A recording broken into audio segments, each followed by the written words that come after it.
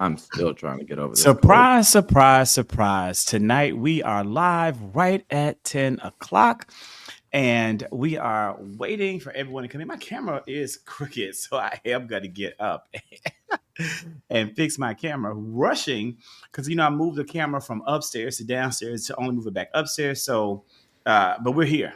And Contessa is with us. See, Contessa, we are on time tonight. All three men in formation, ready to go. While I fix my camera. On the check-in, shout out Contessa Green on the check-in. She came to the show yesterday that we had, and shout out to everybody who is going to pile on in. I like to always do a little bit of that talk through just to get people, situated. How y'all doing? What's going on? How was your night, your evening, your day? Kenny, how was your day? I'm trying to get over this cold, y'all. Your cough. Look, today my allergies were acting up. The pollen here in fucking Georgia is crazy. My allergies were acting up all day today. I had so many different. Shout out Citizen Morgan on the check-in. Shout out Bradley Miller on the check-in. Glad that everyone is here. And so Kenny is getting over his cold. He's not feeling well. Glad though that you made it, Kenny. Look, I'm doing this for the folks. I'm doing this for the people, even though I'm not. We're gonna be running around for the next couple of weeks, and we'll talk about that tonight. And we'll talk about what can we do to still be present, because we have 2 weeks of running around where we won't be available on Wednesday night. But what can we do? What are we gonna do? We're gonna talk about it, and you guys are gonna let us know. We're gonna jump right into it. So everybody's watching. We do have 5 people in about 15 minutes. We're going to cut the Twitter feed. The Twitter feed will be gone. So if you're watching on Twitter, please come over to any one of our YouTubes and watch it on the YouTube, because that is how we are able to get any kind of compensation and any kind of reach. And that is the focus in the platform that we are all three trying to grow on. Kenny, there's advice in the chat. First and foremost, they say, Kenny, drink some tea. Drink some tea and bring sip some tea and bring the tea. I thought that said suck a tea bag, but I guess I was wrong. Now we have here, feel better, and you too, Brian. Brian, you feeling sick too? I was saying that my allergies were acting up today. The pollen count in Georgia was crazy. The pollen count is high, but I've been pretty good ever since the big rainstorm. So I guess I got it. Maybe my body adjusted. I haven't really been bad. A little bit of sneezing, but I've been a lot better. Yeah. The allergies, and what I also take, of course, is Sudafed, the 24-hour Sudafed, the strong one. And I also drink a lot. And drinking really does help me, I think, stay healthy. If you can handle what I drink, because y'all know I drink. You be drinking that shit straight on the rocks. Yeah, that whiskey, bourbon, right? I drink like P. Hexeth, but I'm able to maintain my wits and wherewithal. I drink like P. Hexeth, but I'm able to maintain my wits. Dream big, little ones. Dream big is what the cup says tonight. So we can just go right into it. Look, I thought it was over, people. I did. I know you thought it was over. I thought it was over. I thought we had said all that we needed to say last week regarding David Hogg. Someone on the Twitter platform started calling him David Pig, and I think that is an insult to the pigs. Pigs are cute little animals that give us laughs and snouty kisses. A hog is a motherfucker you eat. They give you ham. They give you ham hocks and some delicious pork chops. Now, I know that David Hogg, he's a slim one. He's a slim one. You're not getting a whole lot of meat out of that. But I think there's enough to eat tonight. And I don't think I'm the only one out there. So much has since transpired. And I'm like, we got this at the very beginning last week. And after a week, it's really kind of grown and it's kind of snowballed out. And the snowballing out in many ways came from Kenny Walden, Too Raw, Too Real himself, when he took to the internet and made this piece of content.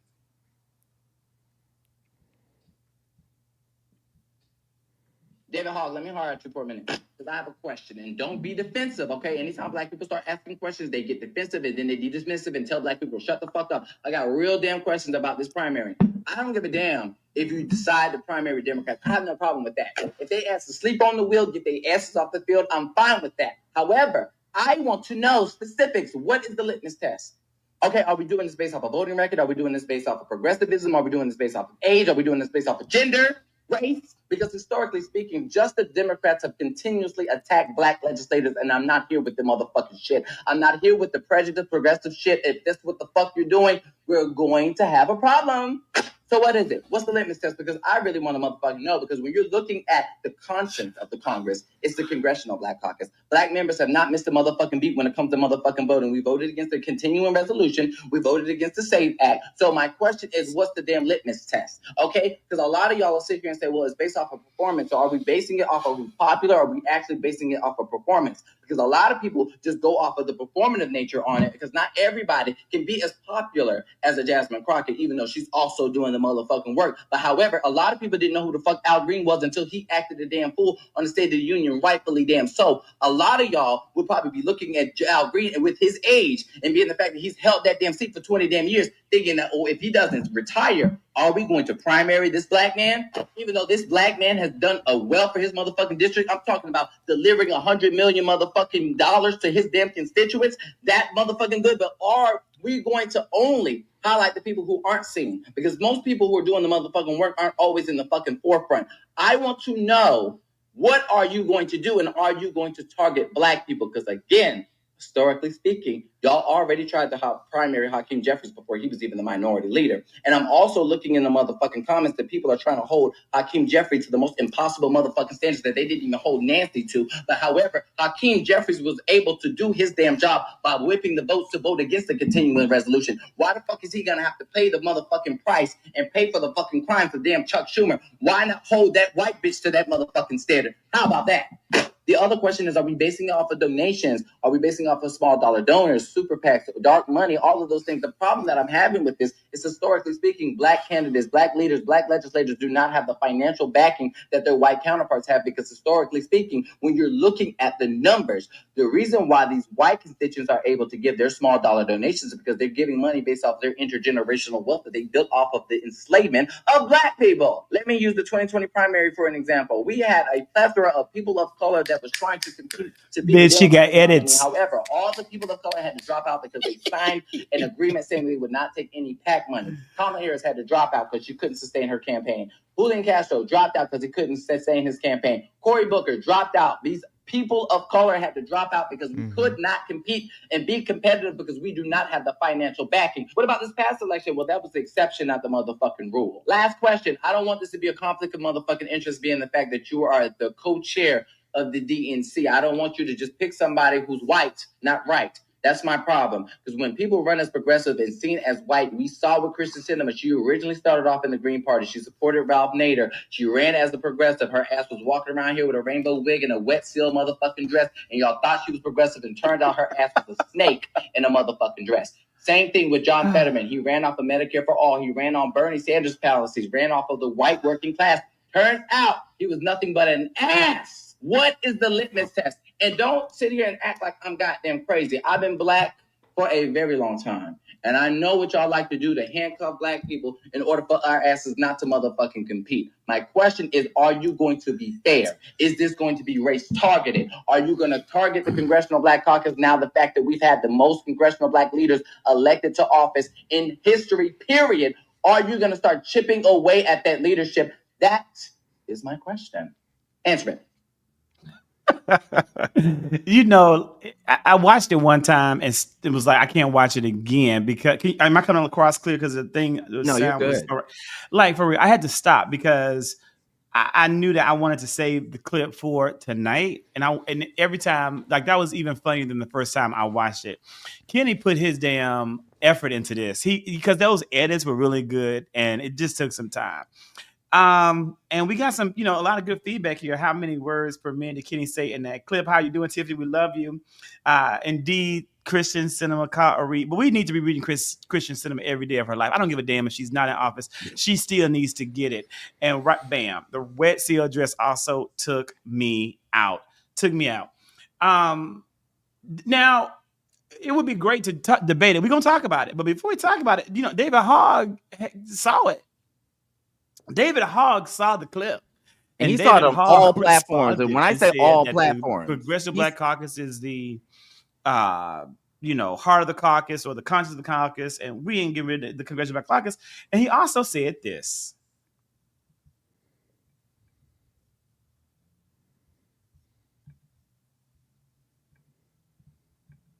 So some of you might be wondering, why am I doing all this stuff at the DNC? Why am I not just letting things kind of stay the same and using this role as the typical ceremonial role it is? And the truth of the matter is, it comes down to the day that I met President Biden a few years ago in the Oval Office. In this meeting, he said to me, what can I do to win young voters? And what I wish I had told him was to drop out. I did not do that, in part because how could you? How can you say that to a sitting president, right? I also would have been laughed out of the room, to be clear. But at least if I did, I would have told him what he needed to hear rather than what he wanted to hear. Our party finds itself in a similar moment right now, still. We are in this place because we've built a culture of telling people over and over again what they want to hear instead of what they need to hear.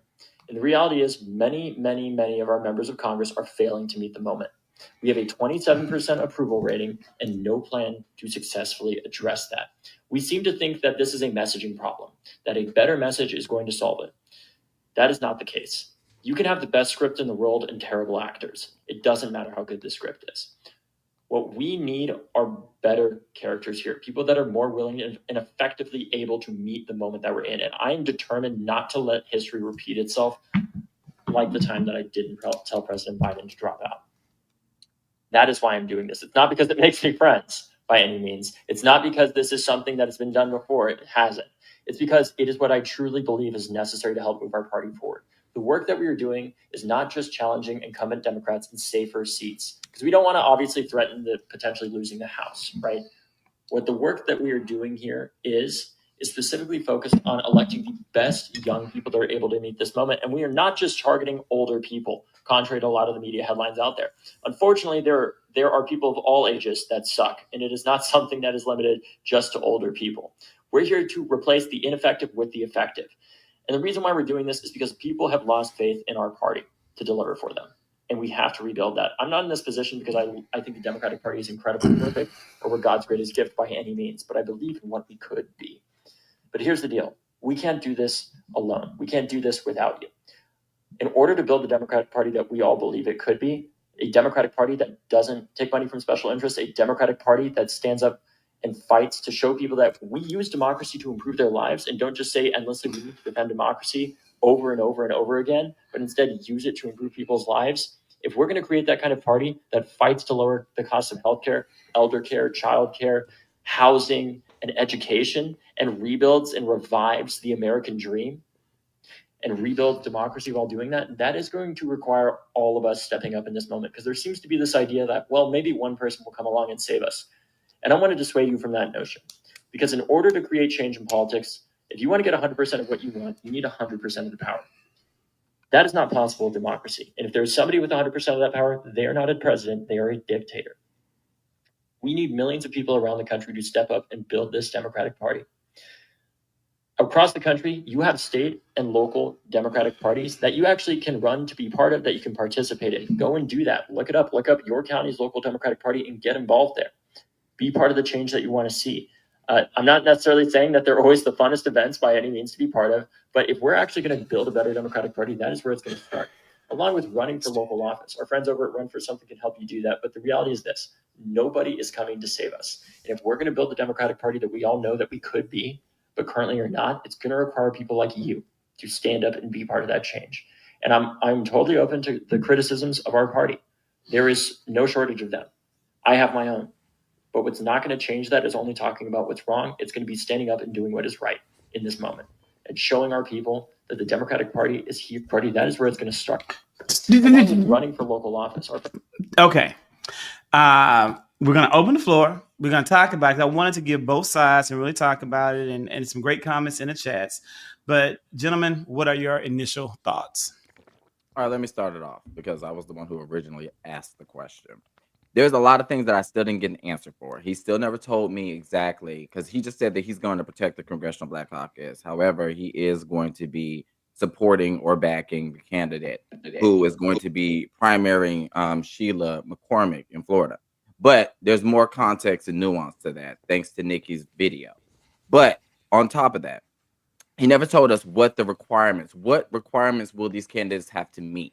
Where we're talking about dark money, where we're talking about brand name recognition, or who is he going to particularly primary? Who is he going to target? Those are the questions, because I do want new blood. I want as many young people as possible who's willing to be engaged and represent, especially us, because I'm a millennial. I'm very young. I want somebody who I can look and see myself into, who may actually maybe encourage me to decide to run for Congress so that I can help the people that are around my communities. However, I don't want to kick out somebody who's a true, tried and true warrior who's actually been able to give results to the constituents. Because again, to my point, as he said, he's not trying to get rid of old heads, but however, he's only talking about he wants to elect younger. So that means we're replacing the old.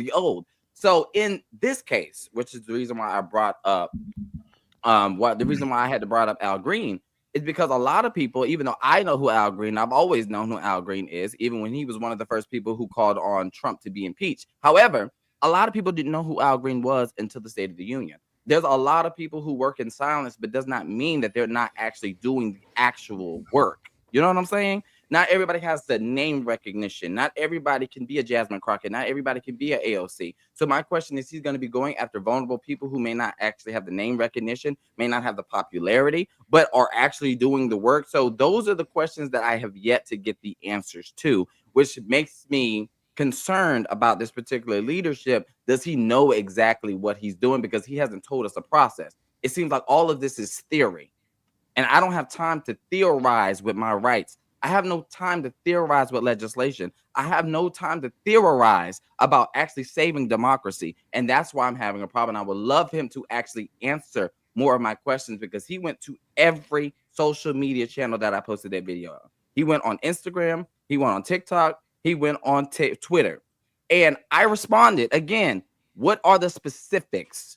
What is the process that you're going through? Who are you going to vet? Are you going to put a name on it? You know what I'm saying? Like Monique said, say their names or keep it on playground. I need to know who we're going to be targeting because I want to make sure that the people that we're targeting, we're getting rid of. We need a Chuck Schumer out. We need people who are going to stand up and represent the people who put them in office. And that's the only issue that I have in this very moment. I would love to have a more nuanced conversation with David Hogg, but it seems like everything is very surface level and everything is just on theory.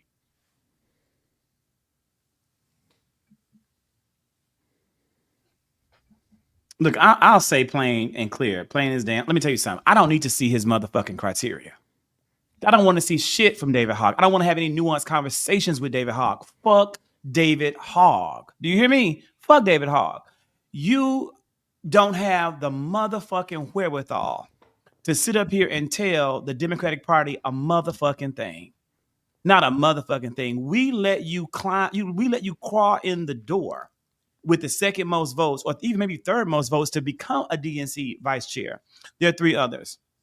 Three total.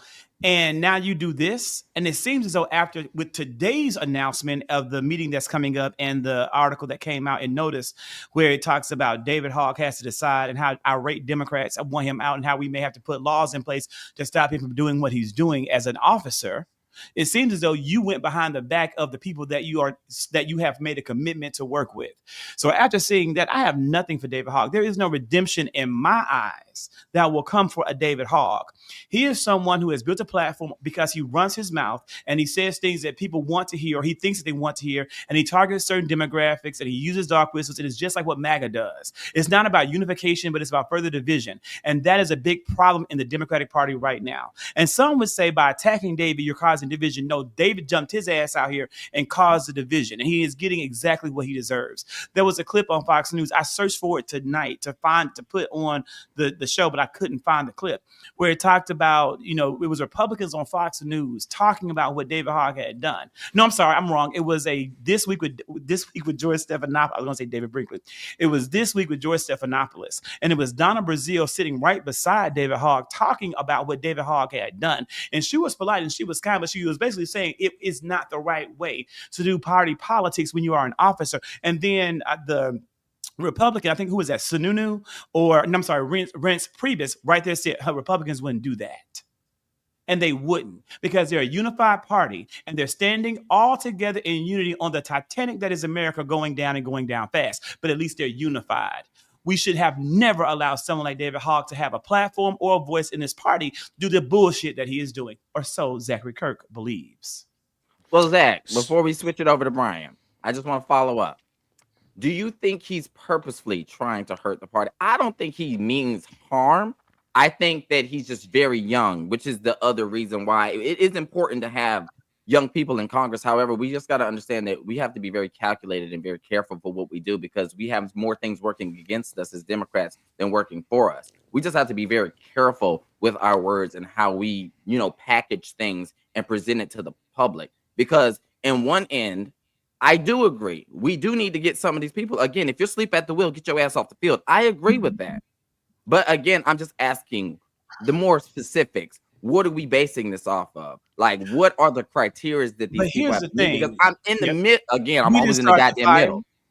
We didn't start the fire, and neither did David Hogg. That's the damn problem.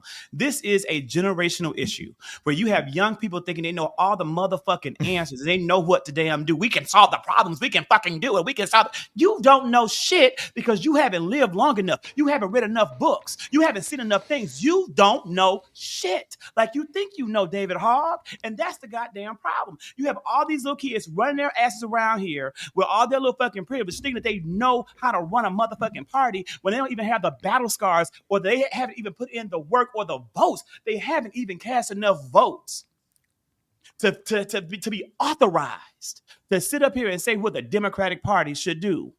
And we give them a chance to give them a seat at the table, and this is what they piss on our table. So I do think it's age. I do think it's a lack of political maturity at play with David Hogg, but he's learning, and we're going to talk about that when I put up the article, and the key pullaways and takeaways from the article, he's going to learn.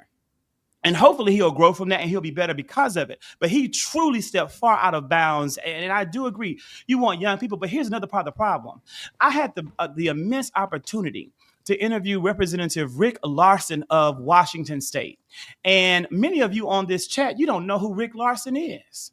But he is the ranking member of the Transportation Committee, Transportation and Infrastructure. He was an integral part of the Infrastructure Act getting passed. He is not someone who is being given lots of media opportunity, and he's a phenomenal speaker. He was a pleasure to interview. He is not someone who's being put on the Sunday shows or MSNBC and CNN, but he is someone who has delivered consistently for his moderate district. He is someone who has consistently, under immense pressure, sided on the right side of history and voted with Democrats when it was hard and it was politically dangerous for him to do so. So would that be someone like a David Hogg would say, I'm going to challenge this guy because I don't know who he is or I haven't seen him do X, Y, and Z on a national level? Because at the base of it, it's great to have Jasmine Crockett, like you said last week. I think it was Brian who said it. So one of you said it, to be out there and doing that work. I think, Kenny, you said it in the video. Out here doing that work. But that is not the real job of a congressman. It's to represent your constituents and to deliver for your people. It's not about you. And it's not about David Hogg. It's about the people you represent and making sure that their interests are being heard and represented in Congress. And if they are doing that, then they should be safe and continue to do so. And again, like I talked about last week, there are absolutely members of the Democratic Party that need to be removed, need to be gone. But more so than removing anybody, we need a majority. Let's win a solid majority first, and then work on pruning out doing the pruning and cutting out the dead branches and leaves. Bring it home, Brian. So, I mean, there's just a lot of points, but I wanted to make sure that everybody got everything out because I know that I'm the only one on this panel that actually likes what David Hogg is doing. And I've made that clear last week. Look, I think that there's a lot of people who are concerned about the criteria, number one.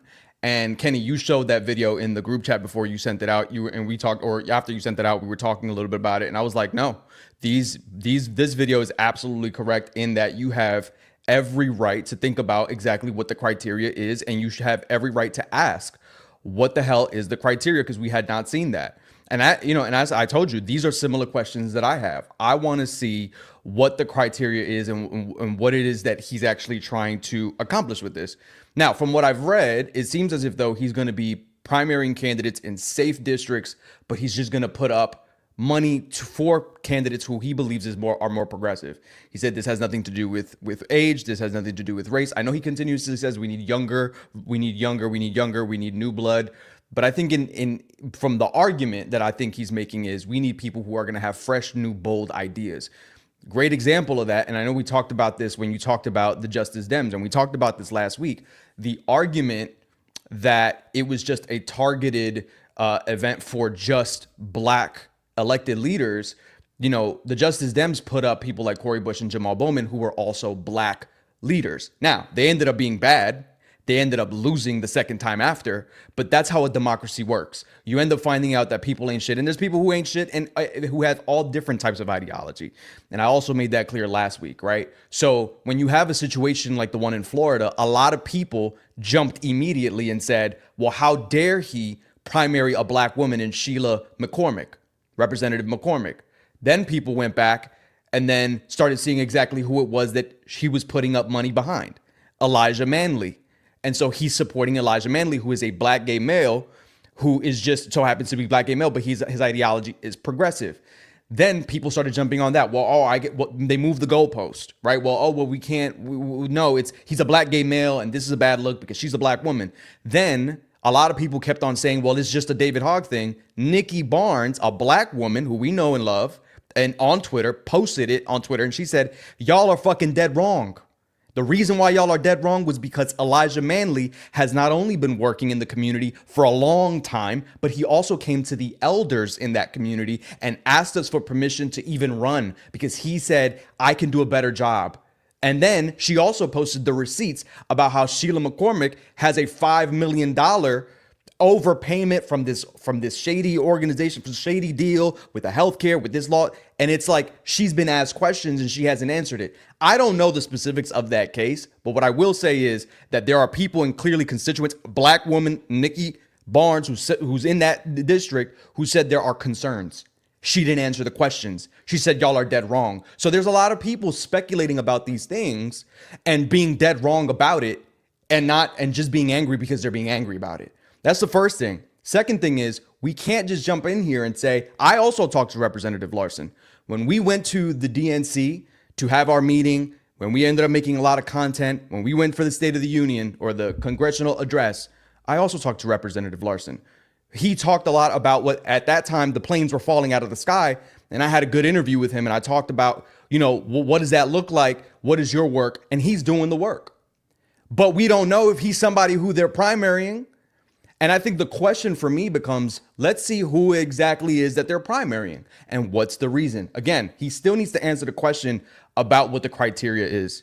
I also saw when he sat down next to Donna Brazile on that interview and he was asked the questions and she made the point. She said, look, a lot of these safe districts have women and minorities that have been elected to those positions. So let's be very clear to say that when we're going to primary, like who are these people that you're going to primary? And she was very clear. Number one, Donna Brazile's a black woman, so she's going to tell you to your motherfucking face. So we're always going to appreciate that. The second part is, for me, I wasn't shocked that she was making that argument because Donna Brazile represents establishment and the establishment in the Democrat Party. My argument is this, and has always been this. I don't have a problem with this because anybody who's elected to any position, I don't care where you are from, who you are, or whatever, you are liable to be primaried. Before Jasmine Crockett was Jasmine Crockett, she needed people to come up and coalesce with her, and she had the community organized, and she had to be the Jasmine Crockett that she is today. And look at the work she's doing.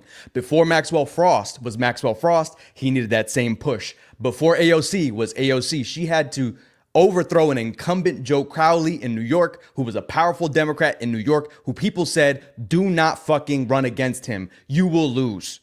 There was that other report, I don't know if people saw on Politico, this guy, Roberto Ornedo, I forget where he's from. He was thinking he wanted to primary somebody in his district. And there was a woman who came up to him, and I sent this article to Tiff, shout out Tiff on a check-in. And a woman came up to him and looked him dead in the eyes and said, you're going to get hurt if you decide to run against him. Don't do it. And his point was, well, you don't even know my policies, lady. You don't even know me. Why didn't you even ask me the question about what my policies are, what I stand for? You didn't even ask to see if I have maybe new ideas that you may be able to resonate with. And that's the party ideology that we have. The party ideology that we have is shut the fuck up. Don't mess with nobody who's an incumbent. And the problem is, and I think his argument is, because he's made this argument, is we have a 27% approval rating. in that poll of the Democrat Party. Number one. A lot of people say they don't want to talk about that poll. They don't give a fuck about that poll. Okay, great. Shout out Tiff today, who posted another piece of evidence where she said that there was even a lower number of people who approved the Democrat Party. It was like 27, but it was like lower, it was like declining. And that more people are actually approving, the Republican side are approving of their party, but more Democrats are not approving of the Democrat Party. So those are two pieces of information that I think in his argument, he's saying, what's the problem with number one, just having some new people who can primary people who are in safe seats, giving people choices. If they lose, they lose. But if they don't have any money, like Kenny, you're making the argument, some of these people don't have the money. Elijah Manley wasn't having the money. But okay, here's some funds, here's some resources. There's no problem with competition. There's no problem with, I think that makes our party stronger when we're able to compete and have some ideas. Let the best ideas win.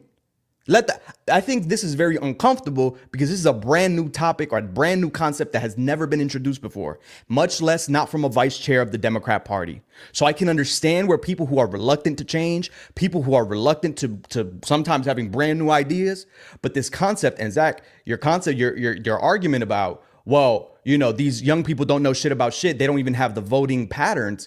The reason why they don't have the voting patterns is because they feel disenfranchised and disillusioned with the system. And they feel disillusioned with the way that people have been, again, squashed from even creating this competition. So when he says, well, I should have told Joe Biden this, that's how he felt. The question was, how do you feel like I can get, Joe Biden asked him, how do you feel like I can get some young voters? And he said, drop out. He wanted to say that. But if that was his real answer, that was his real answer. We have to stop with this. We can't hear, like, I understand. And we protected Joe Biden. We protected Kamala Harris. We are on a different plane because we think about this shit differently. But this mentality that we can't introduce new ideas and these young people don't know what the fuck they're talking about. No, I was talking to former students that I had today who were talking to their, in their own groups. And they were like, we can't with this moderate shit. My students voted before I left the university where I worked. But the students in their friend groups, some of them didn't vote. And I was talking to them about why. And I literally had this conversation today and they were like, this moving to the center, moving to this moderate shit makes Democrats look weak. So these are real sentiments. These are real feelings that people have. And to say that they don't exist, to try to cover the sun and say that, oh my God, you don't know anything, shut the fuck up, you don't have any voting patterns to demonstrate that you have any electoral power. We want to encourage people to have civic engagement. Don't we? I mean, I think that's all of our platforms, and to discourage that and to discourage the ideas that they bring up, I think that's a mistake. Again, I like what we're doing, and I like what he's doing. Well, let's expand that conversation because I think we should be able to bring bold ideas. How else? They have to be like well thought out. And let me use this as an example. So as much as I like what AOC is doing now because she's having more nuanced conversations than when she first originally joined Congress because Lord Jesus. Yeah. When she came in, she was very naive and she was doing a lot of things like defund the police that didn't resonate in a lot of areas where we wound up losing a lot of seats. Because of that rhetoric, it wasn't really thought out. And when people were trying to talk to young people who were coming into the party, they didn't want to hear it. They said, oh, you don't know what you're talking about. So nobody was actually having a full nuanced conversation in order to actually listen to each other, reach across the aisles in order to come up with a cohesive message because our messaging was all over the place because everybody wasn't listening. And I think that's where the issue is. It's not just the older voters. It's also the younger voters, too. Even when it comes to in the situation that we're looking at right now on TikTok, there's a lot of dissension within the far left and then people who consider themselves liberal over the situation in Gaza, as we told people that we're voting for harm reduction and what will happen in Gaza is going to be devastating if you don't do anything. But not only that, but you're also going to hurt people here. We're going to be so busy fighting for our lives in America that we're not going to be able to even look across the sea because we're going to be too focused on what's happening here at home. And they didn't want to hear that. They didn't want to hear about harm reduction. So I think it's a broader conversation that we need to have to where we can bring in new ideas, but we also need those old heads in the room as well. And we have to come together, but we have to listen. Part of it is listening. And I Yes. think the problem is nobody's listening to each other. So Mhm. when I bring up this situation with David Hogg, I said yes in the beginning of my video. I do want to see young people in Congress. I do want to see that we kick some of these people who are asleep at the wheel, get them off the field. However, all I'm asking is I want to know what your process is. I want to know more details. And the problem is somebody who says that he has big, bold ideas and he's not doing things traditionally. He pretty much was with Donna Brazile and traditionally being a politician by not answering my damn question. I want to, before we, continue, because I do want to give some facts about Representative Sheila, because Geechee told me to research it. I researched it. I got some facts. I want to share the facts because I don't want to just throw out a black congresswoman's name and just because David Hogg doesn't like her, give credibility to what some would say is a slanderous campaign against her. And again, she may have made missteps. That's going to be determined over time. That's why there's ethics investigations, not as though we had them against people like Matt Gaetz, but we'll have them against the black woman. I want to say that if you're watching on Twitter, the conversation is only going to probably get more spirited. We really need you to come over to YouTube. Now I'm going to disconnect now the Twitter feed. This conversation continues on YouTube. You can watch my channel, The Zactivist. You can watch Brian's channel, Mentally Divine, or you can watch Kenny's channel, Too Raw, Too Real. Thank you so much for joining us on Twitter, and goodbye. Now, when we talk about, because I pulled up the facts. And in that, let me go ahead and now, equity, so I can read them out. There's a level of COVID-19 overpayment lawsuit. While serving as CEO of Trinity Healthcare Services during the COVID-19 pandemic, Representative McCormick's company was contracted by the state of Florida to help register people and administer vaccines. In March of 2021, Trinity invoiced the state for $50,000, but a clerical error on behalf of the state led to an overpayment of $5 million being deposited. Trinity had the money, but now claims it cannot verify receiving the funds. They said they didn't get those funds, but the state of Florida said they did get the funds and they need to pay them back $6 million. That's a big part of the controversy surrounding her. Now, as we look at this controversy surrounding her, I want to talk about the controversy that I don't know if David Hogg has been talking about. Has David Hogg talked about the $180,000 that was given to Marjorie Taylor Greene, the $1.43 million given to Roger Williams, the $476,000 given to Matt Gaetz, the $4.3 million given to Brett Guthrie of Texas, the $3.1 given to Carol Miller, the $2.8 given to Are these PPP loans? And these are PPP loans. So while he's sitting here talking about and pointing fingers at someone in his backyard, I want to know, is he also doing that for the Republicans there as we're putting so much heat on Representative Sheila, on the McCormick, on the other? And again, I'm not saying she's innocent of anything. I'm not saying that, she should even be in the seat. I'm just saying I want to see fairness around this black woman that I don't know if David Hogg is applying. But that's just, and to be honest with you, that's really neither here nor there. I think we've exhausted this conversation. It is what it is. We're not going to agree. We're not going to agree. We'll see how it continues to play out. But what I did love seeing today is this.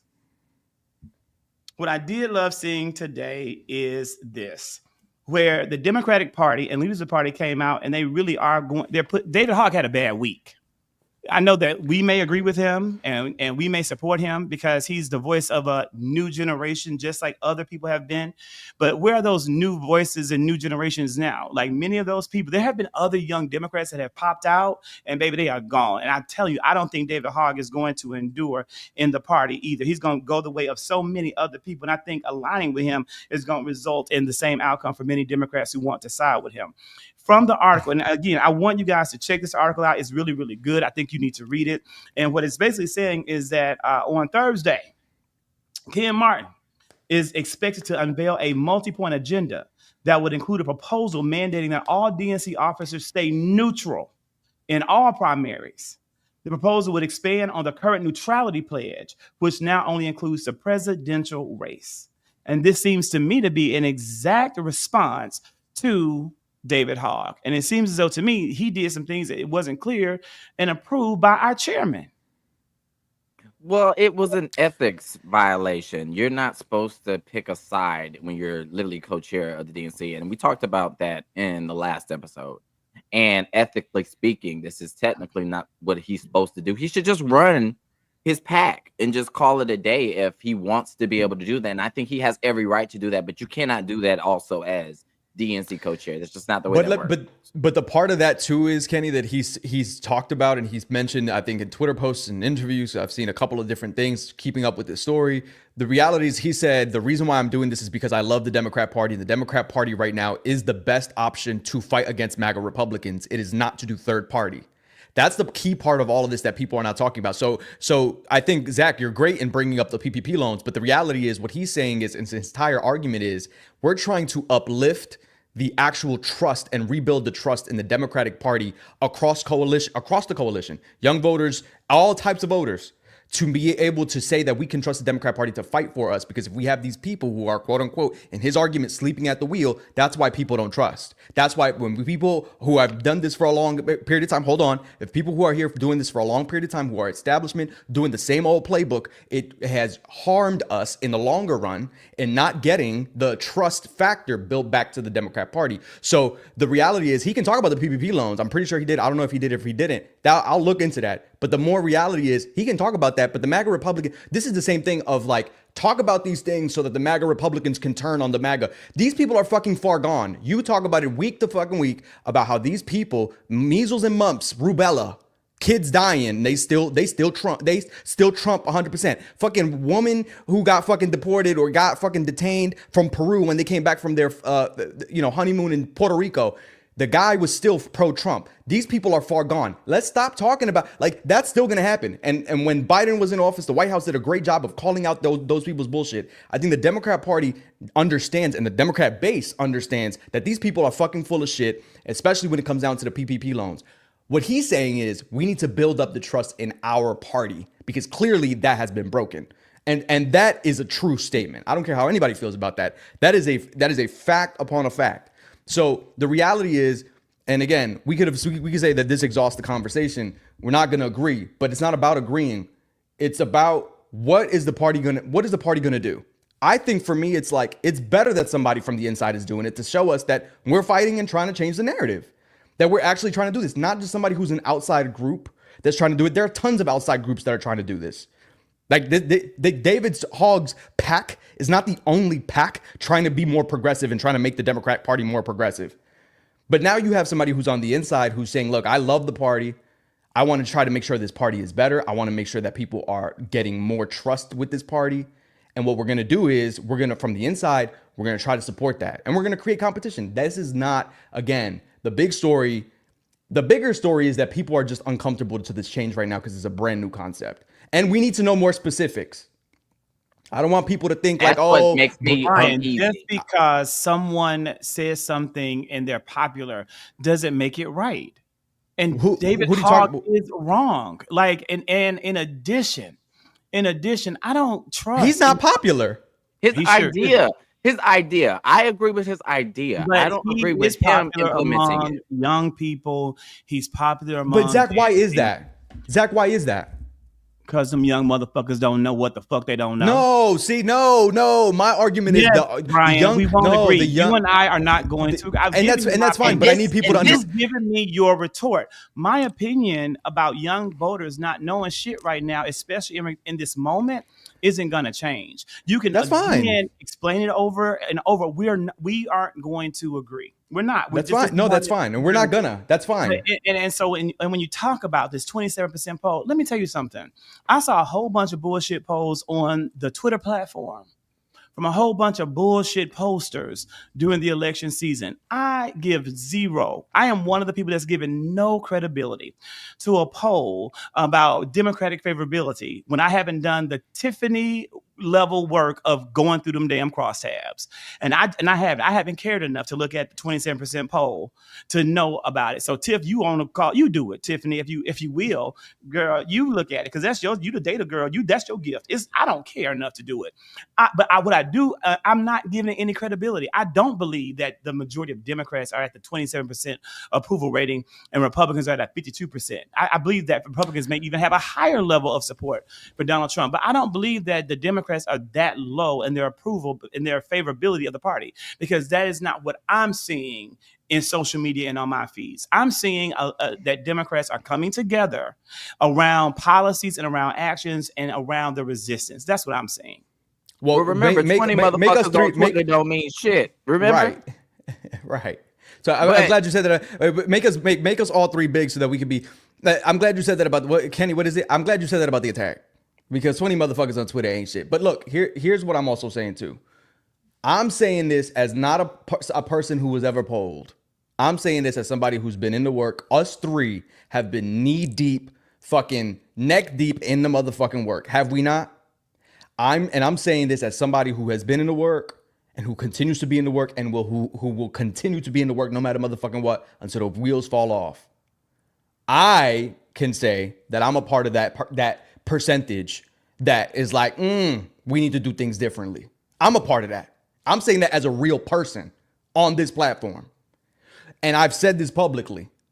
So for me, what I'm saying is that I'm not the only person in the world that believes that way. And it's not just young folks. It's not. This is a cross generational. This is a cross race, there are people from different sectors of the coalition that believe this. I don't care. I appreciate the people in the comment section that for me, I'm not using that as my confirmation bias to go with what I'm saying. I'm saying based on the people that I talk to in real life. And the people in real life, I'm saying they also have these concerns. People who have voted, people who understood the assignment, people who we respect, who I've had personal conversations with, and they're like, folks are not getting it. Shout out Geechee on the check, and I've had this conversation with Geechee. How many voters have you spoken to over the age of 50? I went to my tax. I'll give you an example. I went to at my tax person's. She wants to be my friend. Shout out to Maria. I would just call her Maria because she's not a public figure. I went to her house, and she's in her mid 40s, about to be 50s, I think. She invited me over to a wine and bitch and sip. And I didn't know, what the friend, because she's very energetic and she's very like young spirited. And I went over. I thought her friends was gonna be young, The group was white women, black women, Japanese, from the ages of 50 to 85. And I was the only man in the group. And we had this conversation and we were talking politics. Now I came a little guarded because I don't know. First of all, I'm the only man in here, and I'm also trying to figure out like what's going on, how people think, all this stuff. And we were having a conversation, and they were telling me they let their political views go. You know who they said they really like and what they're doing right now? AOC and Bernie Sanders. And I'm telling you, as people, I was surprised. And these are I don't want to say, I'm not trying to give a lot of information, but these are higher SES folks. I'm saying AOC and Bernie. But they range in white, black, Japanese. And what I'm telling you is that these are people who voted, who are invested, who vote Democrat, and they're saying they don't like what they're seeing right now. So what I'm saying is this is not just young people. And I've told you today, I had the conversation with former students who are young, 18 to 22 age range. And I'm saying this as somebody who cares about this shit.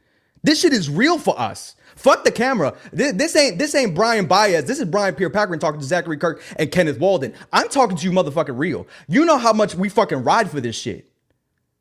I'm telling you, as somebody who really deeply fucking cares about the fucking future of this country, this is what I'm saying, that I'm hearing.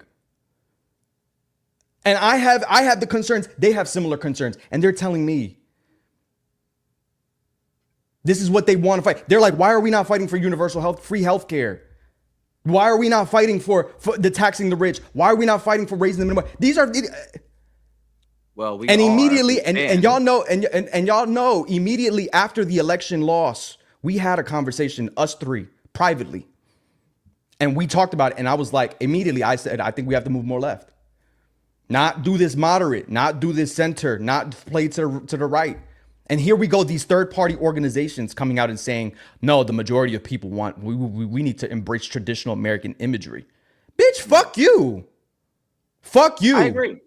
And they invited, and by the way, Kenny, they invited no black people to that organization, that third way party organization, and they invited no Latinos to that organization. Gee, I fucking wonder why. I think so. I'm telling you real. No, I agree with most of what you're saying, but the problem is, it's not that nobody disagrees, and it's not like the Democrat. And I think that's why we have to have more nuanced conversations.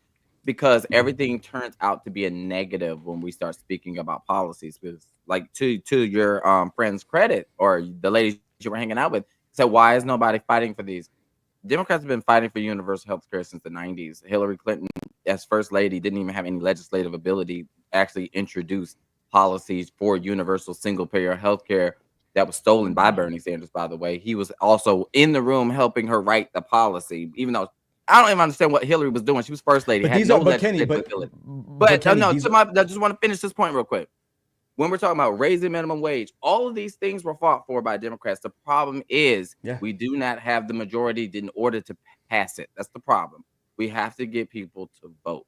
And also, when it comes to messaging, a lot of these things aren't mainstream. A lot of these people who've been fighting for these legislative policies, they don't get the platforming that Bernie Sanders gets. So when they're sitting here hearing for Bernie Sanders, this might be their first time hearing it, but it's not the first time it's been done.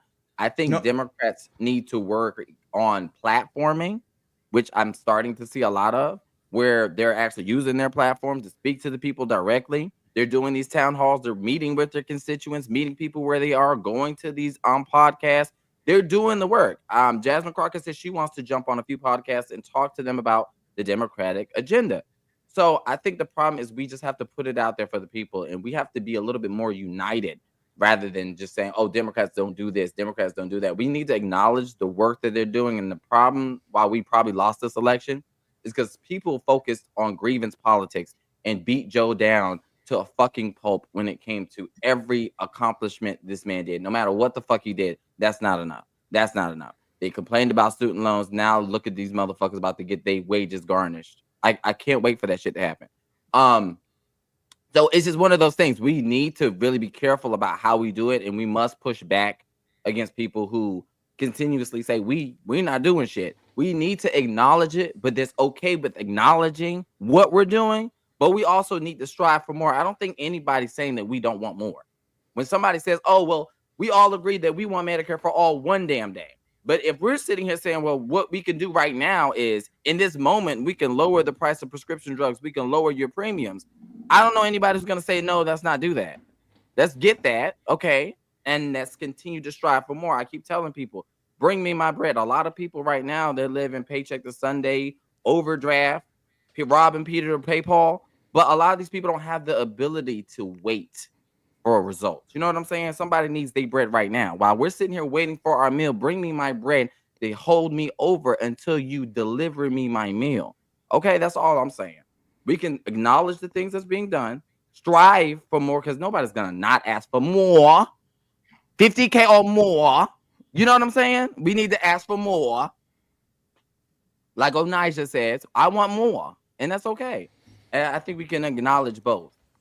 And we can acknowledge both. And I don't think anybody who's not rational minded doesn't acknowledge both. I think the problem is, though, that these policies have not been on the national ticket, top of the ticket. That's the problem. Like, that there's always been a concession, that there's always been this, like, okay, let's water it down because we want to go moderate. We want to play to the middle, because a lot of people, the reality is that a lot of people are saying, well, those are not winning issues, but we don't know if they're winning issues because we've never put them on the top of the ticket.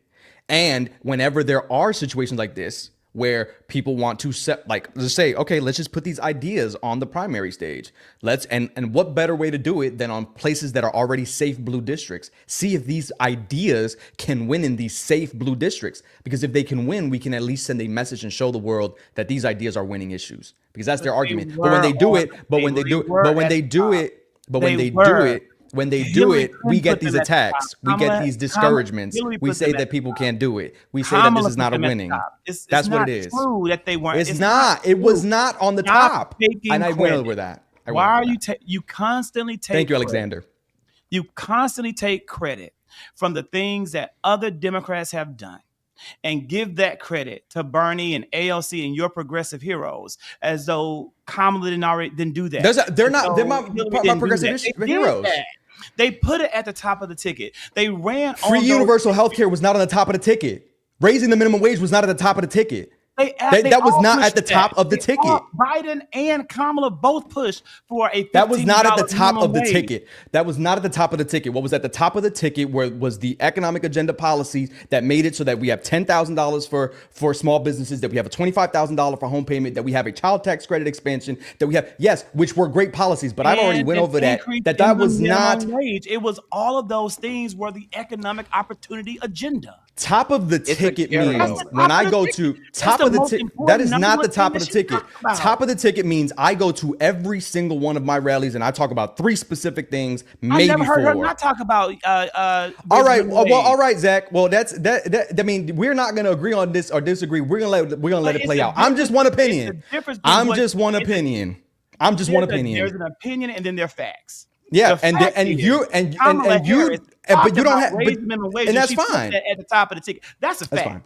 So That's I don't fine. have we can differ on opinion, but That's fine. don't take away and discredit what really happened during that campaign. Sylvia S. Shout out to Sylvia S. on the check-in. I mean, I'm just saying, like, I'm just one opinion. I'm just gonna bring my opinion to this show. That's all I can do.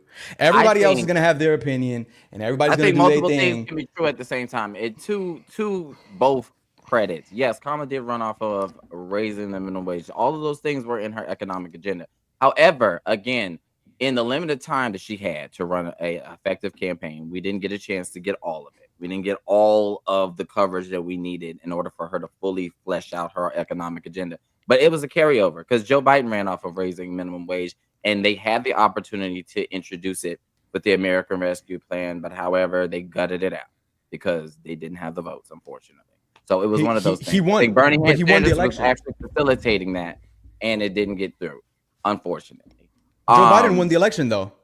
He won the election, but even with that, there's a lot of things that just didn't get done. But even with that, they were still advocating, just like with the George Floyd Justice and Policing Act. They still kept advocating for that. They kept advocating for paid family leave. They kept advocating, even though it wasn't a part of his agenda, student loan. They was able to do a lot of those things. I think again, we can continue to. I think it's okay to keep asking for more. I'm with you, Brian. Let's keep asking for more. However, we still gotta acknowledge at some point, because when we say that these things don't exist, then people are going to say the Democrats don't offer anything. They have nothing of substance, when that's just not true. Again, I always bring up the mere fact, like even with my my boss, she used to talk all this shit, talking about Joe Biden ain't done this. He never did anything for student loans. I said, girl, let's go online. She dropped her student loans from that student loan repayment plans from $547 to $135, like immediately. I think we have to acknowledge our wins, be more optimistic about it. We can still talk about our, the things that we need to work on, the things that we need to improve on, because that's part of criticism, right? I can't sit here and tell you how you can be better if I'm telling you you're doing everything right. Obviously, we're not doing everything right. If we're having issues with people not wanting to vote, we're having voter apathy, and people, 90 million motherfuckers decide to sit their ass at home. So there's something we're not doing right. And I think there's okay to acknowledge that fact. But also, part of that is misinformation, disinformation that's causing this voter apathy. And until we're actually able to uplift ourselves, show a unifying message that's progressive, because I'm definitely more leaning to the left, because I damn sure don't want to go right. There is a way of doing both. We can walk and chew bubble gum at the same damn time, y'all. Next topic. And looking towards, consensus, because I think that we all can agree that we are in favor of a number of progressive policies, like universal health care, like raising the minimum wage, like providing more support to the American worker and to Americans in general who are hurting or struggling or not what they want to be and who want to be in a different position. So how can progressives really win? I need progressives to be more optimistic, like I've said. Everything is so damn doom and gloom. For me, I think I don't like the fact that everything is so damn negative. I mean, we can talk about. I don't hear no wins. That's all I want to hear is wins. This is what we're doing right now to fight back, rather than saying Democrats don't do enough. They're fighting. I mean, we see it. Everything's being challenged in court. However, it don't seem like this. It seems like this lawless administration don't give a fuck about what the court says. Mm-hmm. I think it's really what David Hogg is doing, right? We have to put these ideas up in safe blue seats and see whether they win or not. right? If they're good candidates, if they win, and we get more of those voices in that do make it based on small dollar donations that aren't tied to corporate banks, because we know when you go into, and we know this from being on the inside, when you get into that office and you start getting corporate money, you are silenced. You will toe their motherfucking line. The corporate interests, you will toe their line. Like that's what happens. A lot of people just get shut out. There are multi-billion dollar pharmaceutical companies, multi-billion dollar health insurance companies that have vested interests in making sure that Congress people, no matter what, Democrat or Republican, don't vote for universal free healthcare, because that takes them out of the process. Then they're fucked. So I think that they need to do the work in organizing, and David Hogg is doing the work and giving them a little bit of resources where they don't have them, and putting them up. If they win, they get in. A lot of people in the comment section, a lot of people have said this on Twitter, a lot of people have said this everywhere. Well, Bernie Sanders has not been able to pass. He introduced these legislations, taxing the rich, 15 minimum wage, fucking 4-day work week, all these things, which, by the way, if we're thinking about, that's another conversation. If you're thinking about how AI, and you heard Barack Obama talking about this, you heard a couple of other people talking about this, AI is going to get to a place where people are going to be losing their jobs in droves, and or that work is going to be more productive and efficient. So if we're not looking that far ahead, I'm looking that far ahead, that why do work weeks have to be 40 hour work weeks? We could do 32.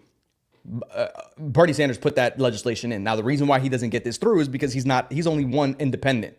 He caucuses with Democrats. He votes with Democrats. But when it comes down to the other side, are people voting for his policies as well? We need to make sure that we're getting more people in there that have the same mentality, the same ideology. And if they can effectively move the party left, they can effectively get more elected representatives, both in the Senate and in the House, then we can get some of that over. And we also need to show people that these are winning issues, because a lot of people don't want to support them because they're afraid they're going to lose. They're afraid. A lot of people make the argument, well, we have to move more center, because they think that we need to get all these middle independents that are center right, and that they believe that women shouldn't have the right to choose, but that they kind of are left on certain issues. No, we have to have a large coalition, but we have to be able to send this vision out. And if we can pass that, if we get the right things. I'm trying. You slid in David Hogg again. I'm saying that this is an example of something that we need to do. And that just, I know it was a Zachary Kirk move, because I do that too, where I'll slide in a really smooth, quick slice. And kudos to you. This is where I'm just going to be very honest. And I think this is being honest where I'm stuck. Yeah. I have no faith in progressive candidates, or at this point, even in a progressive movement in this nation at all, even though my ideology is extremely progressive, even though I know a lot about abolition, I know a lot about the work, I know a lot about the history, I know a lot about the oppression and the systemic injustice, I know all that shit. Mm-hmm. And I know the only way to ever dismantle it is to get people in office who are committed to dismantling it. But the problem is that the American electorate isn't educated on those issues, and progressives want to ram something down the throats of the people instead of doing the real hard work of educating the people and building coalition beyond the cheering fans. Is getting out there and really doing it's hard work to change the hearts and minds of Americans. And it's repetitive work. It's consistent work. It's everyday work. It's nonstop work. It's unforgiving work. And in this political climate, it could result in you losing your freedom, because we're living under fascism and an authoritarian regime. Mm-hmm. But to me, if progressives want to win, they will be doing that work, because it's not about how much money you give a candidate. And I definitely don't believe personally that running candidates in safe blue seats is the answer. Run candidates in progressive districts. Let me see them win in the districts where they're progressives, but because I've only seen them lose. Right. Even now in the mayor of St. Louis, these people are losing more and more races. And so I'm thinking to myself, it's a losing battle. I am the first person who came out arguing and pissed the fuck off at Tim Miller and these Republicans trying to steal the Democratic Party from us because Donald Trump stole their party. I was angry and talking about this and have been talking about this for a very long time. So I'm not wanting these moderates. I'm not one of these centrists to steal our party because they lost theirs. But I do not believe that people are wanting on the left side of our party to do the work they need to be doing to convince the Democrats to become more progressive. They're losing out and missing out on a great opportunity. And I'm thinking, how can they win? Because all they're doing is losing. And the answer always goes back to get off your ass and work, educate. Instead of sitting here fighting for your moment, instead of sitting here fighting for your grift, get off your ass and do the work. And here's where I'm stuck, because I can see now we're cooking with grease, because this is where we can agree that all of those challenges, it has been an uphill battle for them in all of those ways. You can lose your freedom, you can be silenced, you can do all these things, and historically we know that. The problem is that when we know all of that, we can't then pile on and add to that with criticism of, well, we can't say, and I've made this point before, we can't say fucking educate these people because this is the thing, but then when they go out and educate doing this oligarchy tour, it's like, well, they're not, it's just the crowds, and we're just wagging our finger and adding more to the uphill battle of what they already have to experience. Like the misinformation about them already is an uphill battle, all within it themselves. There has been a long history in this country with the Red Scare, with the Soviet Union and the Cold War, to make people feel, and Fidel Castro, that people are like, oh, we don't want those communist ideas. We don't want those socialist ideas. They're dictators. And there's already all that they have to climb up to kind of show that this is fighting for a strong social democracy is a very different thing in America than it could be in the USSR, because under Stalin, who killed 20 million people and was a fucking dictator, right? That the Chinese Republic were killing people's babies because they can't have more than 2 kids because of population control. Like there is already an uphill battle they have to overcome. So what I'm saying is, if we all agree on this side, if we're all saying we have to strive for the same thing, why are we then adding to the pile-on, right? You know why? And go ahead. I'm gonna go ahead and answer why. I think the reason why a lot of people, there needs to be a healing to happen, at least on the left side of our party. I don't know if people want to call themselves Democrats, socialists, whatever the fuck they want to call themselves. I think a lot of people are really bitter right now. I'm not gonna sit here and lie and say that I'm not one of them. I think the reason why a lot of people are giving the oligarchy tour such a hard time is because the blatant hypocrisy that Bernie Sanders, AOC, can do these things and Kamala Harris wasn't able to, and then was not acknowledged for the work that she was able to do. And all of that, she was treated like everything but a child of God. And then on top of that, when you're looking at like these never Kamala leftists, these people who said that they wanted Democrats to lose, they spent every day, every hour, every second, every goddamn minute saying that we want you to lose. We want Democrats to lose this so that way they can destroy the party and then they're going to take over. That's part of why a lot of people are hesitant with all these ideas, because they feel like this was part of the hostile takeover, was to make sure that Kamala lost, make sure we lost the House, make sure we lost the Senate, so that way we can run all these progressives and they can take over the party. That's what a lot of people are feeling. I'm just telling you what they feel. I'm not telling you what the hell I'm feeling. I'm telling you this is true, what they're feeling. So right now, a lot of people are playing opposition. They're literally doing the very thing that progressives did to them during the entire first 4 years of Biden's administration. Just dog piling on. Nothing's good enough. They're going to continuously move the goalposts, just like progressives will continuously move the goalposts when it comes to Democrats that were doing the work. So it's a tit for tat in this situation, and there's no healing. For some odd reason, nobody wants to take that time out and have this conversation and say, you know what? We fucked up. And you know what? You might have messed up too. Maybe you didn't listen to us, but I saw a party again, and nobody wants to acknowledge it. The only reason why we have Tim Walz is because Kamala Harris literally listened to progressives and didn't pick Josh Shapiro. Yeah. The only reason why they decided, okay, so when we're doing also Tim Walz polled better than all of them.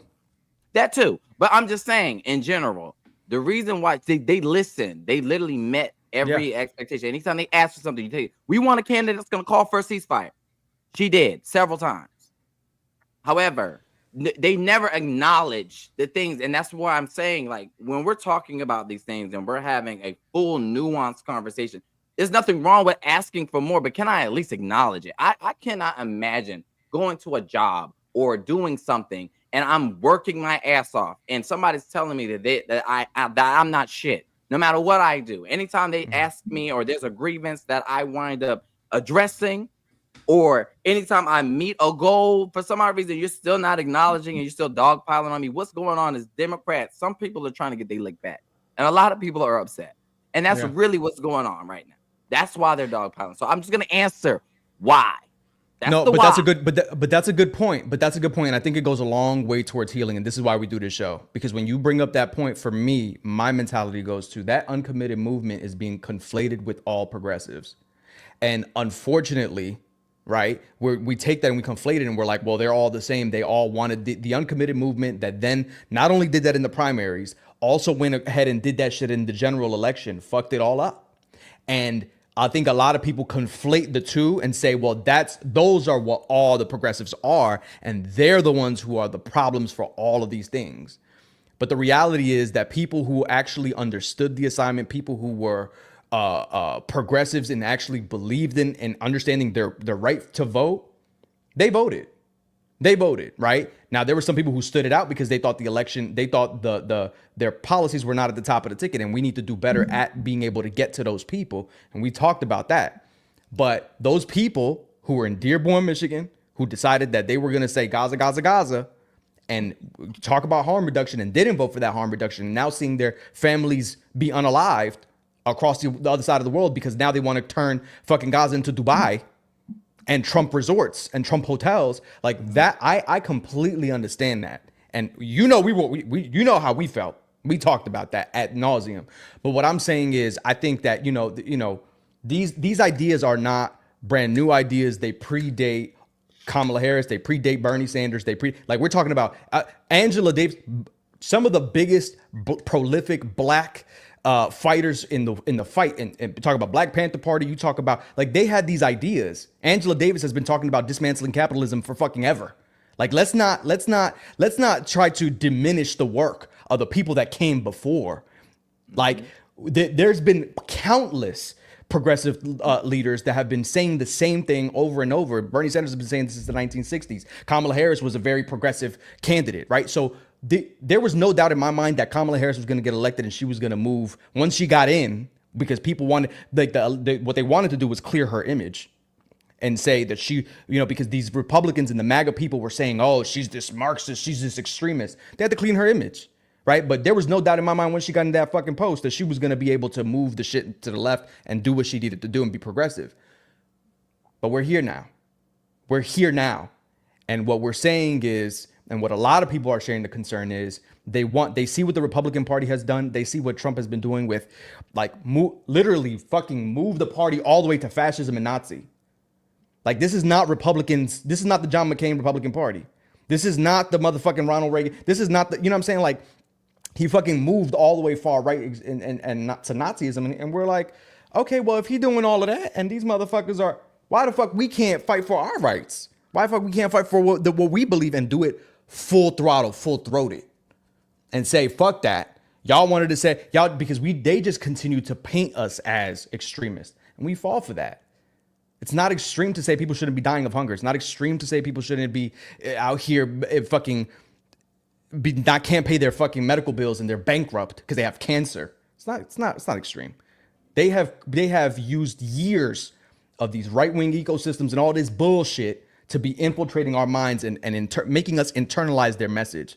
And that anytime we fight for these things, we're extreme. It's a losing issue, so don't even fucking fight for it. Keep playing to the center because we can keep going more right. That's what it is. And then we got to stop that shit. We got to stop that shit. Yeah. Lively discussion as always. I mean, there's work to do. Yeah. And we'll see how this continues to progress, and we'll see how it continues to go. I was surprised at Ken Martin coming out so strong. I didn't think that was something that he had in him, but I'm happy to see it. So it's given me a pressure. It has lifted my respect towards Ken Martin. However it did, this is a very ballsy move that he's putting in place to silence David Hogg. So I'm thankful. It gives me a new level of respect for him because I know that he's a very progressive person, but leadership is running a tight ship and making sure people move in the same way. We don't have room for pirates.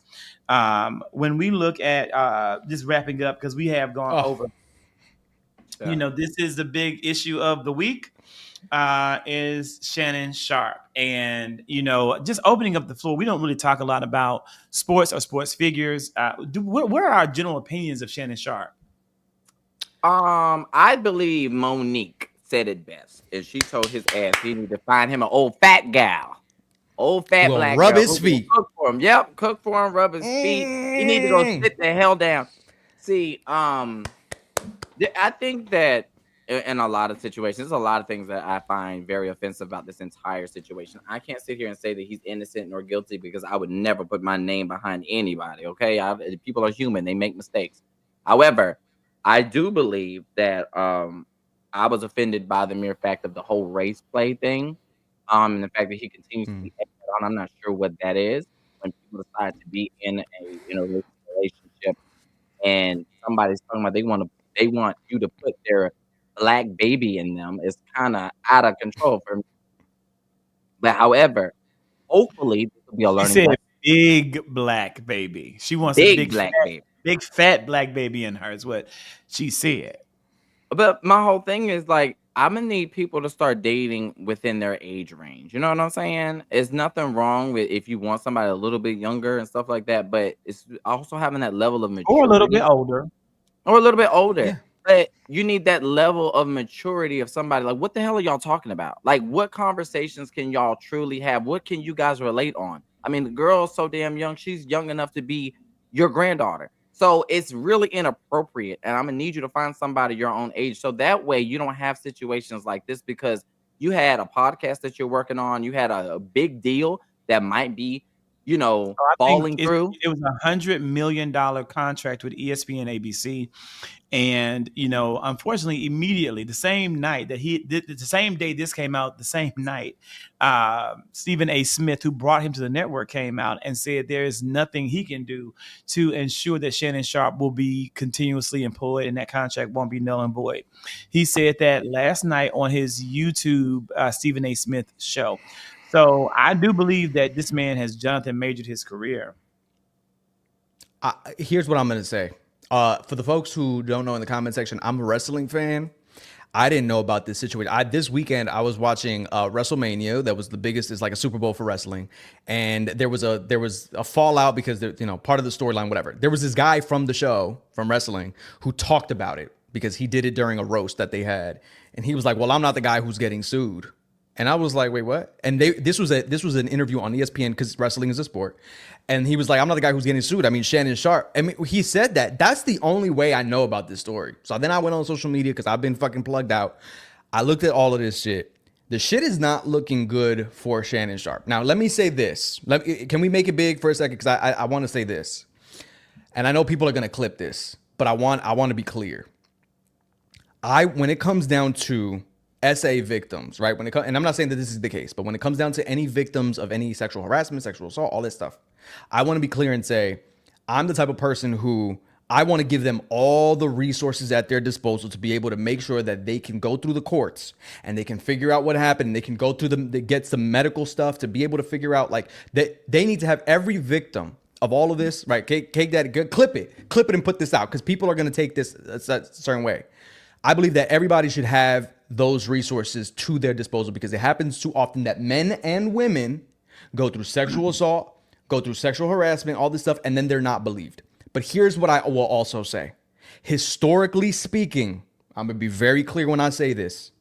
Usually when it comes down to sexual assault allegations, historically speaking, it has targeted black men, POC men, and that has been, we see what happened with Emmett Till. We see what happened in many different cases. So what I'm saying is, we're not saying don't believe women. What we're saying is make sure that they have all of the legal tools in their disposal, all the medical tools in their disposal, and they can tell their side of the story. At the same time, let's also make sure that we're looking at all the pieces of the story. Make sure that Shannon Sharp, did he say did what happened?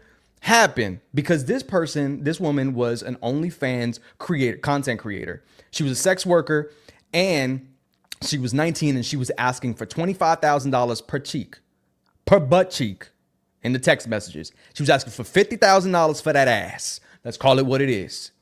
And if he has the money, he can pay it.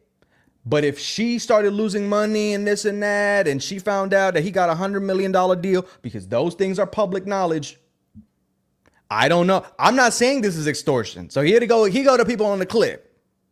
I'm not saying this is extortion. I'm saying I'm looking at all the pieces. The audio that she released, where he's like, I'm gonna choke the fuck out of you. Oh, that's not good. That's not good. At the same time, I don't know if, and we all have personal relationships when it comes down to sexual relationships, that some motherfuckers like to get slapped and choked a little bit. I don't know if that was a conversation that happened because, and Kenny, you laughing. But that was in the text messages. I mean, it was in text messages. She said she wanted very aggressive BDSM. That she Right. did. She said that in the text. She said that. So this is what I'm saying. So part of conversations could be, hey, I want to get smacked and choked, daddy. And then you get them on. I mean, Zach, am I lying? You over there in the I'm comments? laughing at Geechee calling Shannon Sharp Miss Netta. But that's what she said in the text messages, and I think that's So, so Zach, Zach, let me say it to you, because Zach, somebody comes to you and says, "Oh, you're dominant, daddy. Smack me and choke me up, daddy." And let's say you like that. And now you saying you want to do that through the text messages. Now they have the screenshot. Now let's say you talk on the phone, and that's the relationship that y'all curated with some role play or some whatever. And now they got you on the clip saying, I'm gonna choke the fuck out of you, bitch. I'm gonna choke the fuck out of you. I'm gonna make you my motherfucker. Whatever it is. Now they clip context. No, but that's what I'm saying. It depends on context. Now they clip that. Brian's back with the knives because he know damn well all over this text messages some motherfuckers getting choked and slapped and spit on. I'll say this, Brian. But am I lying? Well, I'm gonna have to get a new phone number now. Shit. But what I'll say is, you're right. But here's the thing. Here is the kicker. And this is where I think people in the comments are saying like it's a bad look. It is. The things that you do, if you want to tie somebody up and give them a good spank, if you want to engage in fulfilling any number of fantasies or intimate desires, it needs to be with an intimate partner that has been established trust.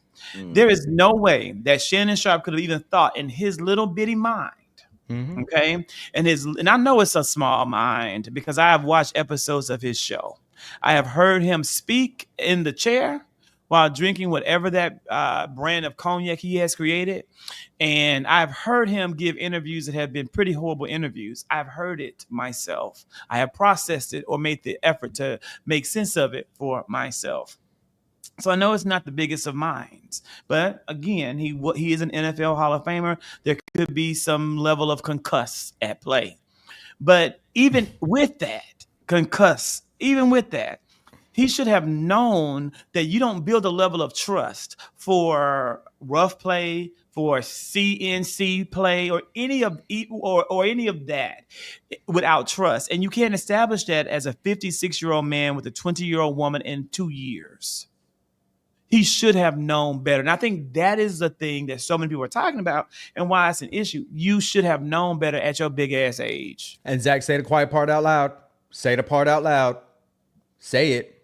Why else? Well, why else? Why else? Why else what? Because she was white.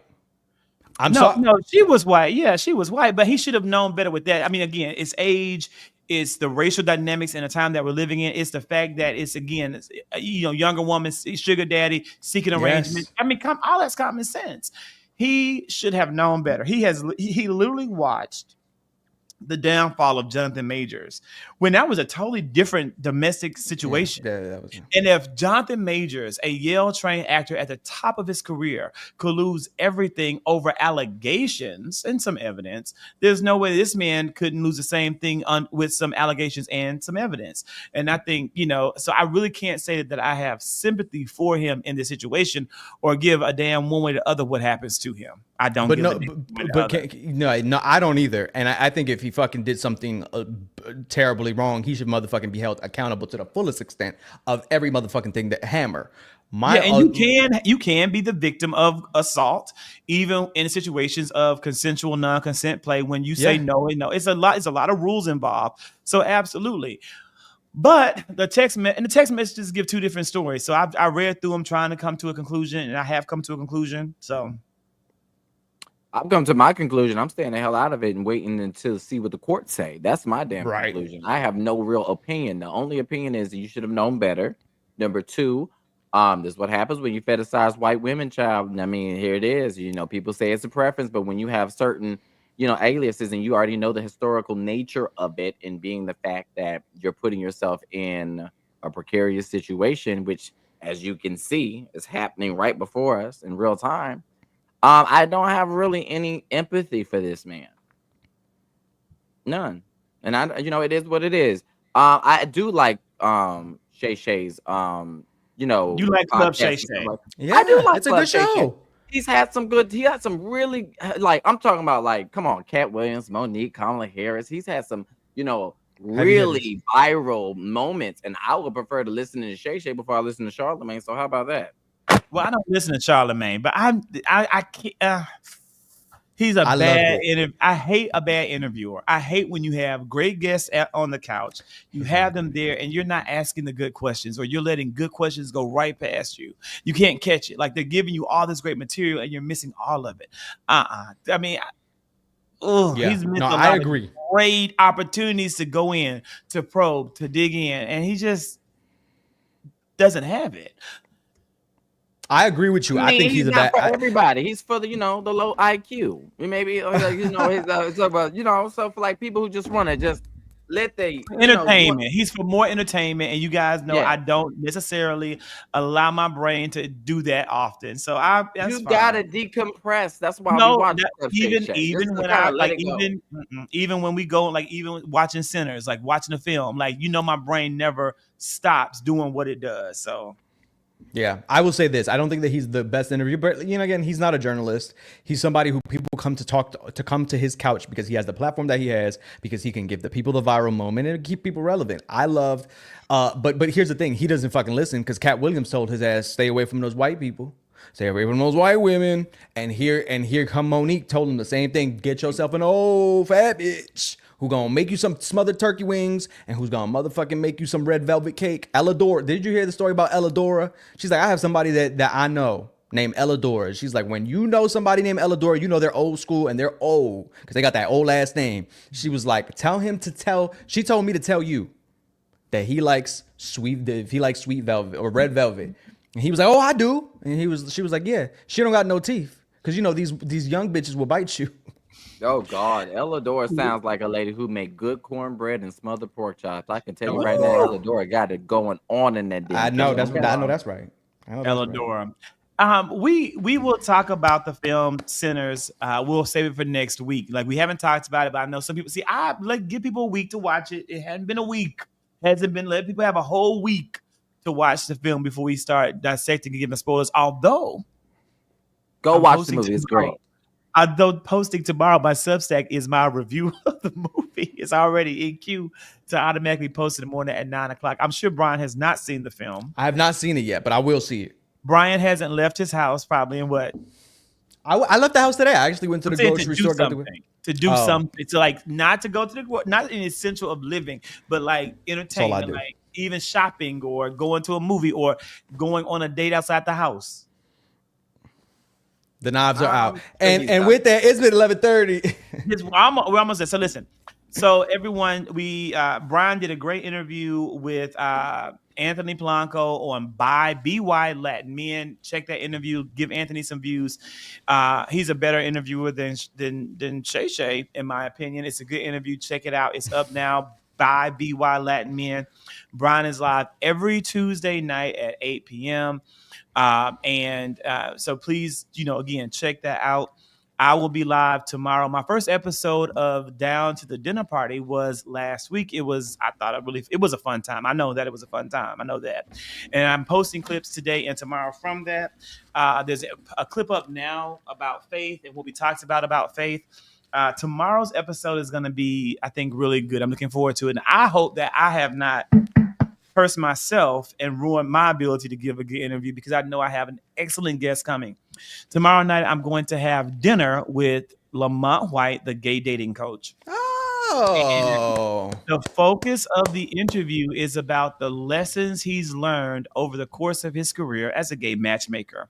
We're going to talk about what he feels it takes to make a gay relationship work.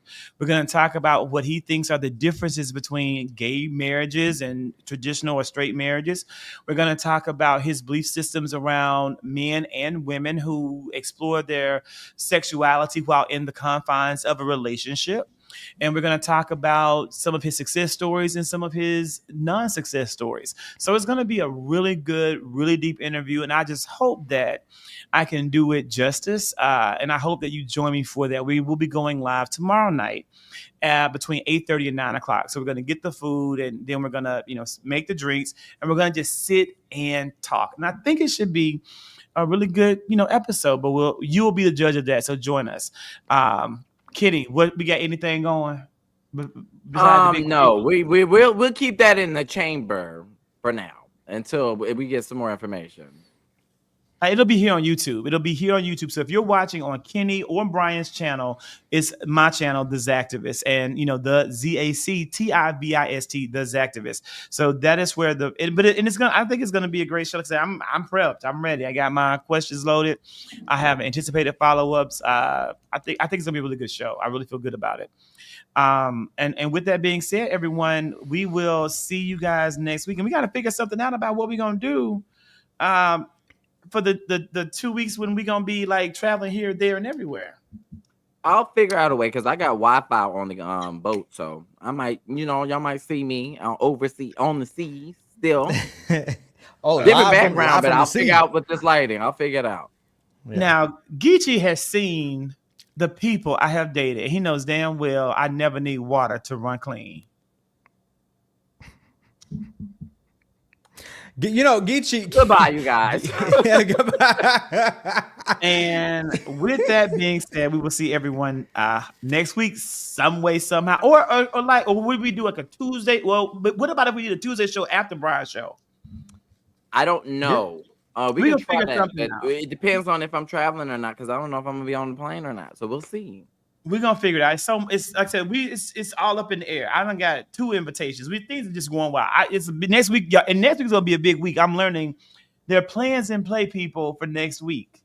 So we're all getting invites to go places because the what's the right word for it? The universe has something big in store for us and you next week. Really, I'm serious. With that being said, we'll talk to you soon. Bye, y'all.